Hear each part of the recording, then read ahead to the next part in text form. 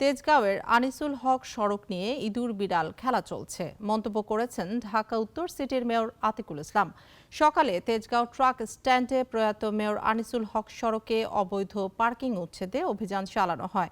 পরে মেয়র বলেন, সড়ক দখল করে বাস ট্রাক পার্কিং বন্ধে ১ মার্চ পরিবহন মালিকদের সঙ্গে বৈঠক হবে।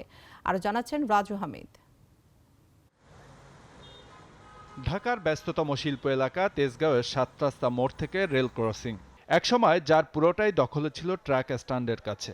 ২০১৫ সালে মেয়র নির্বাচিত হওয়ার পর প্রয়াত আনিসুল হক এই স্ট্যান্ড উচ্ছেদ করে সড়কটি চওড়া এবং ফুটপাত সংস্কার করেছিলেন, কিন্তু তার মৃত্যুর পর আবারও সড়কটি ট্রাক স্ট্যান্ডের দখলে চলে যায়।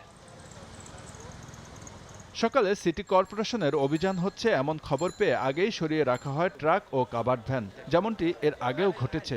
অভিযান চালাতে গিয়ে রাস্তায় কোনো জানই পাওয়া যায়নি। টম অ্যান্ড জেরি খেলা হচ্ছে এখানে, একটা জাস্ট টম অ্যান্ড জেরি।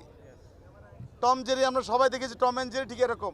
আমি আসছি, চলে যাচ্ছে, পুলিশ আসছে, তারা চলে যাচ্ছে, পুলিশ চলে যাচ্ছে, তারা আবার আসতেছে, আমি আসছি, তারা চলে গিয়েছে, পুলিশ আসছে, তারা চলে গিয়েছে, আবার চলে আসছে। সুতরাং এখানে আমরা এটা বাস্তব সত্য কথা দেখছি। আমি এখন কি করেছি, এখানে একটা লাইন করে দিচ্ছি, যে লাইনটা হচ্ছে শুধু রিক্সার জন্য লাইন। দখল ঠেকাতে রাস্তার দুই পাশে রিকশার আলাদা লেন করে দেওয়া হয়েছে। সেই সঙ্গে দখল ঠেকাতে স্থানীয় কাউন্সিলর, পুলিশ প্রশাসন ও ট্রাক মালিক শ্রমিক প্রতিনিধি নিয়ে ৫ সদস্যের একটি কমিটি গঠন করে দেওয়া হয়েছে বলে জানিয়েছেন মেয়র। রাজু হামিদ, নাগরিক, ঢাকা।